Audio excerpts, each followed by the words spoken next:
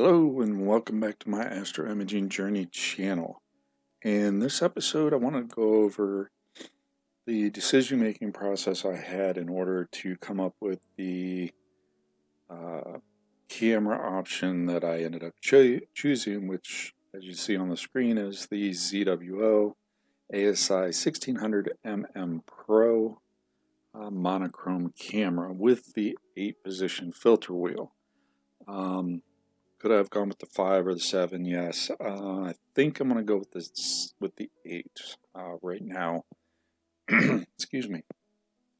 And wanted to walk through how I came up with that decision and why. So, first off, price is a big concern. We all have certain budgets we have to work within. Luckily, this year, job's been going really well. Got a little bit of a bonus at the end of the year, and also taxes. So, I was able to stretch my budget just a little bit more to get something a little bit better, and well, a little bit pricier, I should say. Better. That's debatable on who you talk to on cloudy nights. So, first thing I wanted to look at is let's go over here to drawing.io. Here's a real simple drawing I put together, and up here at the top you can see 75 millimeter. So before I put the off-axis guider in play and mess with the optical train, the distance from the back of the autofocuser to the sensor of my DSLR was 75 millimeters.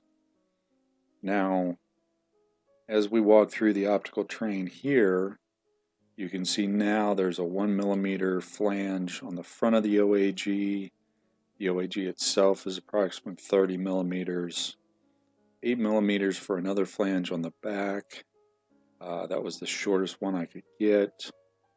There was a 1 millimeter spacer, that was the adapter to go from the M42 threads to the EOS mount on the DSLR.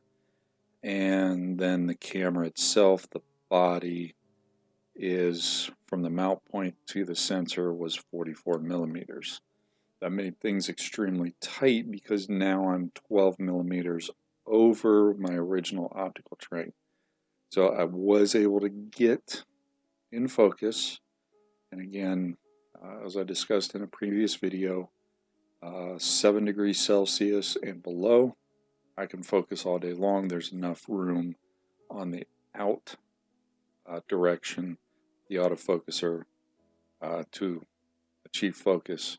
Once we get above 7 degrees and it has to go in, then I have problems. Again, that's 7 degrees Celsius. There's just not enough room between the OAG and the body of the autofocuser in order to achieve focus. So that was one of my first key indicator in what I needed to do, because I wanted to keep this OAG, simply because it did have that larger prism. It had that 13 millimeter prism to fully utilize the sensor size in the ZWO ASI1600MM Mini in order to be able to reliably find guide stars for most of the targets I'd be going after. If I started to go down and get other OAGs, now we're getting down to a prism that's 8 millimeters wide as opposed to 13, and the possibilities of reliably finding guide stars would be reduced. So to that end, I kind of wanted to keep this OAG in play and work with it if I could. And as you can see here, with excuse me, with the camera I selected, 1600, and we'll get into some of this where I found this data in a second here.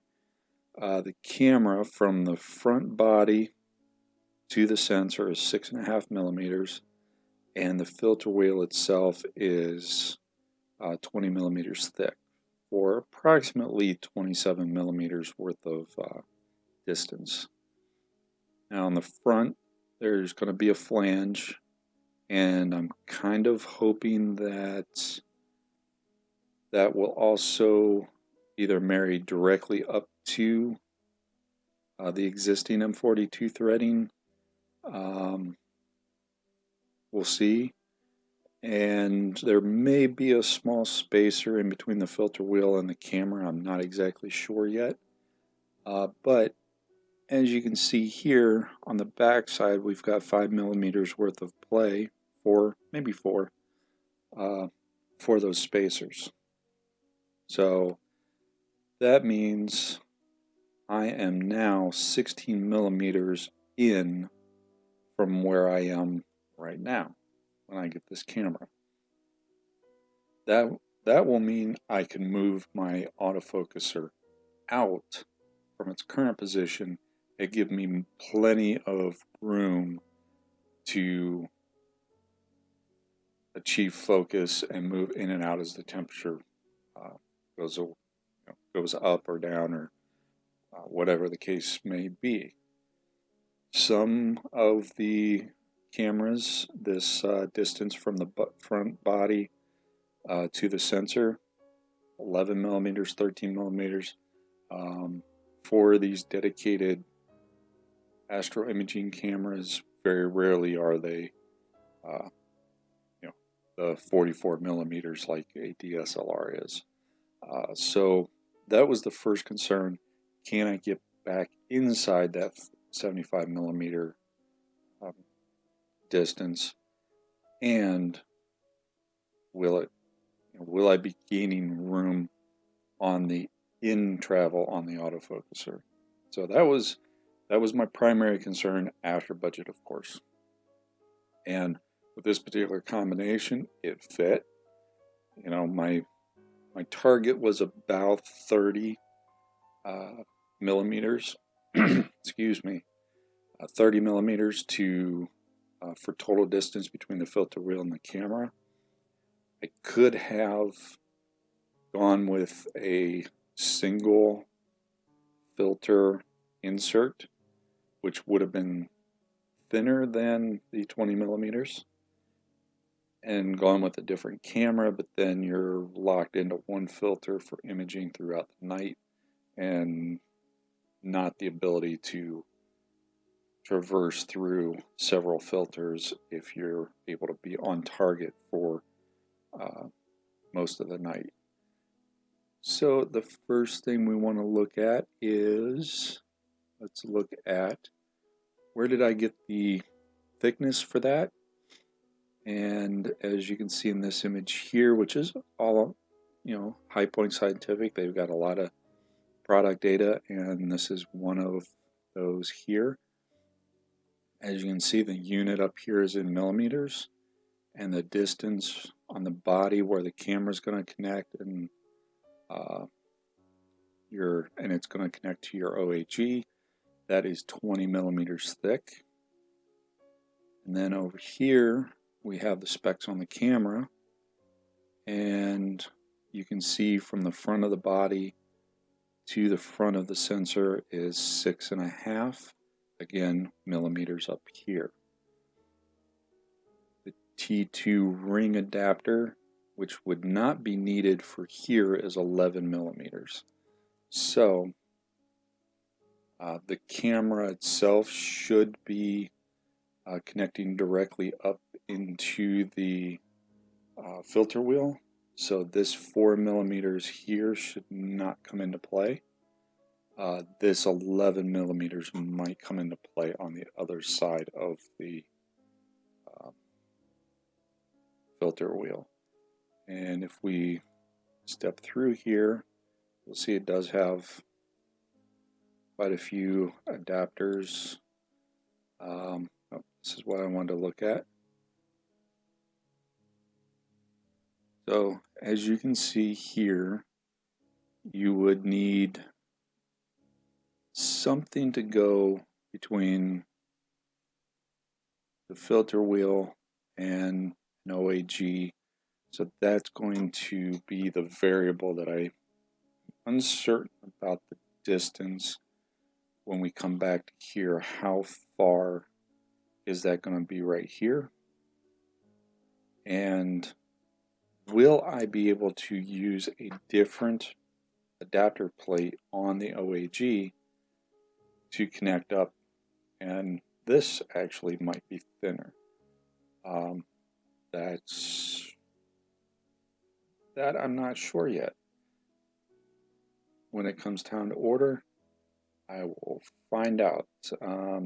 Still waiting for one more paycheck to hit to be able to afford everything. Like I said in the previous video, I want to have cash when I purchase this stuff. I want to be able to order it and then immediately pay it off. I don't want to have an outstanding balance out there getting charged interest and all that good stuff. So I want to have the cash in hand before I order it. I'm one paycheck away.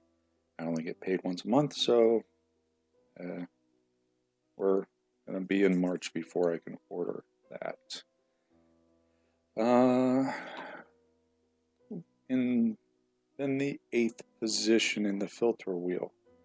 Let's go back over here. You can see we've got the 8 position foot. This actually is showing a 7 position filter wheel. 1, 2, 3, 4. Yeah, that's kind of interesting.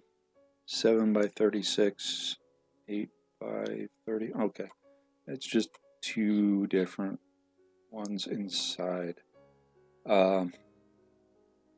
We go back.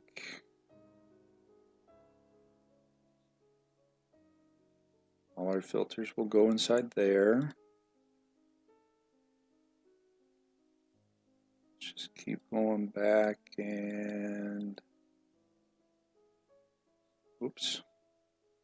Anyways, that one won't work. So as you can see, we've got a LRGB filter set, and then this looks to be sulfur, oxygen, and hydrogen. They will all go inside the filter wheel into those positions, with one of them being empty in this particular configuration. And if we come over here, so obviously the blue you can see for the LRGB, so luminance would be from this line to that line. Blue would be from this band to that band right there. G would be for this one, and then red over here. And then we have the individual H alpha, sulfur, and oxygen. Now the oxygen's in your green band, that's perfectly fine. Hydrogen alpha's in our red band, sulfur's in our red band, but we really don't have anything in the blue band. Now, we all have seen the Hubble palette images, like Pillars of Creation from Hubble, as well as the plethora of images out there on the internet that have those nice gold and green tones to them, where they're using the Hubble palette to make those really nice images. And while I would like to do that, I also like to create the more natural looking, and I'm doing the air quotes around natural looking images. So I could just use the blue filter but you know, then I would need to use the green and the red and make sure things are matching up correctly. And I'm kind of curious about hydrogen beta. So if we come over here to this one, so we've got the hydrogen beta filter. If we go to that guy's band, so blue is right through here. It's that nice blue shaded area, and hydrogen beta is right smack dab in the middle. Oxygen is right on the edge. You get a little bit of that, but it's more in the green band than the blue band. So I'm going to be curious to capture some hydrogen beta. I'm really thinking about getting this filter just to play, basically. This particular one is $110. I've seen them for higher. Obviously, we've got to look at what's the band pass? Is it 3? Is it 4? Is it 12? Obviously, the narrower the filter, the more expensive it's going to be, but the less susceptible it's going to be to light pollution and things of that nature. So I'll have to look around to see if I can find an hydrogen beta filter that's a little bit more narrower than that. But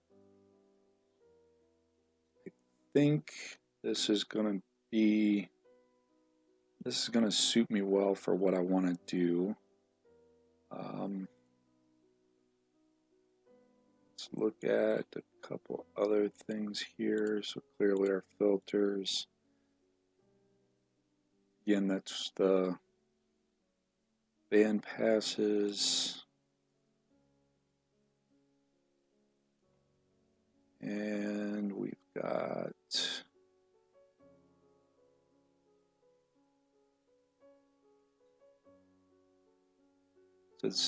as you can see here, if we only have 56 millimeters of back focus, they're already providing what type of adapters we would need, which I believe are all included. And I would be going to the M48. Got a T2, M48 to T2, T2 to T2. I might be able to come with camera, come with EFW. Okay. I don't think I'm going to have any problems with those adapters. I might actually be able to thin that 8 millimeters down a little bit now that I look at it. We will see. And then there's for the OAG, but this is at 16.5 millimeters. And that is T2 to T2, so we will see where that's going to lie in there. 16.5, but this is for 56 millimeters. I'm at 75 millimeters, so that's a 20 millimeter distance right there. Add 20 to that, and that's 36.5. So it's going to be really, really, really close based on my calculations on that back focus. So I should be good. I should be good to go in regards to that. So now, all that aside, all that information is good to have, right? It is what it is, right? What is it that's going to get me on target? What's that end result going to be? And that is the framing of the targets.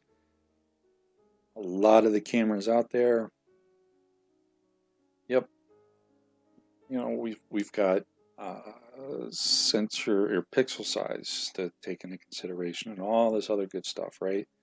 And I'm a little bit oversampling at the DSLR's current pixel size of 0.37, and with this particular one, pixel size is actually staying the same. So I like what I'm getting. I'm just going to get extra definition since I'm getting truly all the pixels at one time, as opposed to having to use the Bayer filter, and or instead of the sensor having the Bayer filter over it. So I'm not overly concerned with the pixel size right now and being oversampled a little bit. The fact that I'm drizzling kind of offsets that. That's one of the reasons why drizzle was invented, at least according to what I've read. So what is the end result? Well, if we plug all of our numbers into here, so this is on Astronomy Tools, and as you can see up here, it's astronomy.tools/calculator/field of view. And we chose Bode's Galaxy.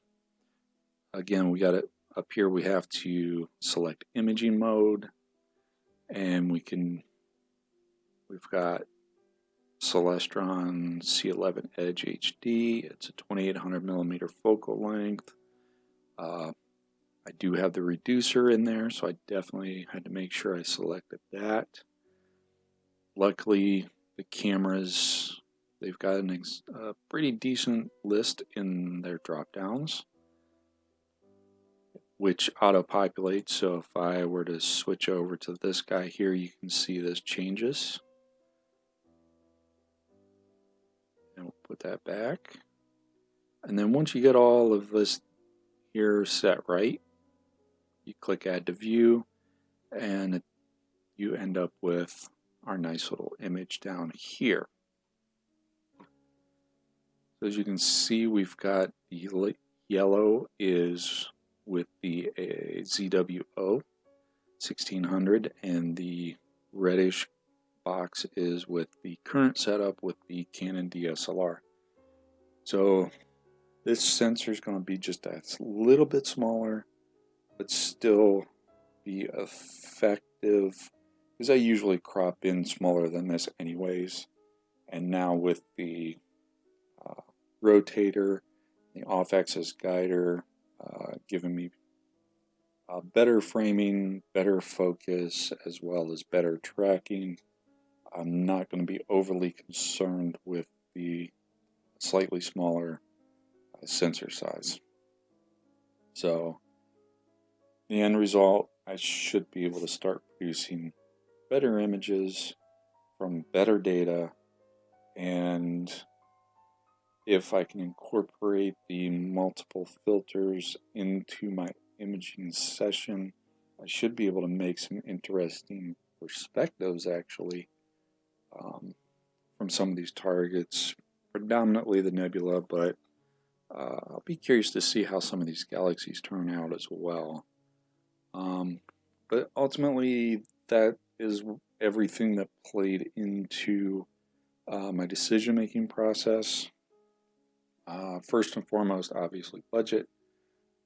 Second was, can I get back into the 75mm train, optical, the optical train distance. Looks like I should be able to. Now that, again, I didn't say this earlier, that 75mm is not the true back focus of the Celestron Edge HD 11-inch. The actual true back focus is more like 146 or 142 millimeters. The one thing that's static that is definitely not changing is the autofocuser. The autofocuser takes everything from this flange right here in the front. Everything in front of that towards the telescope is unchanged. So I'm only focused on what is changing back here, and can I get back to this line right there or shorter, so I can ensure that where I was working before in the middle of the autofocuser range, I can get back to there to have that room, that play on both the in and the out directions of the autofocuser. So I can image year round as opposed to just in the winter, as I currently am sitting for the past few weeks. And then once I had that, those two criteria, then it's what options came with the camera. As far as I figured I was going mono. Obviously, I've talked about it a few times. Got that housing project coming in. I kind of want to go mono, simply because it's true. You're not wasting light in the regards of when you look at the bare filter. A photon of light comes in, it has a 25% chance of hitting 1 of 4 pixels, and if it's a red photon and it hits a green filter, it's lost. When I point that camera at a target, I want to know that every photon that's coming in is hitting the sensor for red or green or blue or H alpha or whatever I'm imaging with that night.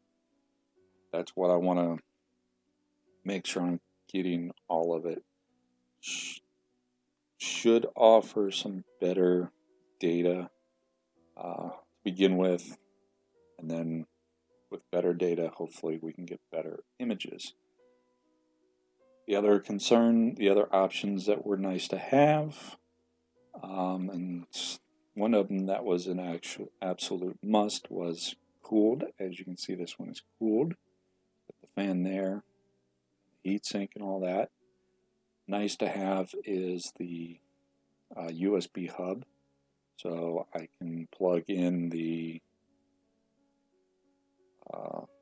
autofocuser as well as the guide camera into the hub, and then from camera, 1 USB connection instead of 3 going to the mini PC. So that was nice to have. And then obviously the filter wheel, as opposed to a single insert for a filter. Which is going to be nice. It's going to be a little bit of work in the beginning to get my focusing offsets, and we can discuss that in a later video once I get all of this in a month or two. But the short version of that is you pick one filter, let's say luminance, you obtain focus with that, and then move over, let's say red, obtain focus with that. What's our variance? Are we 2 steps off? Are we 10 steps off?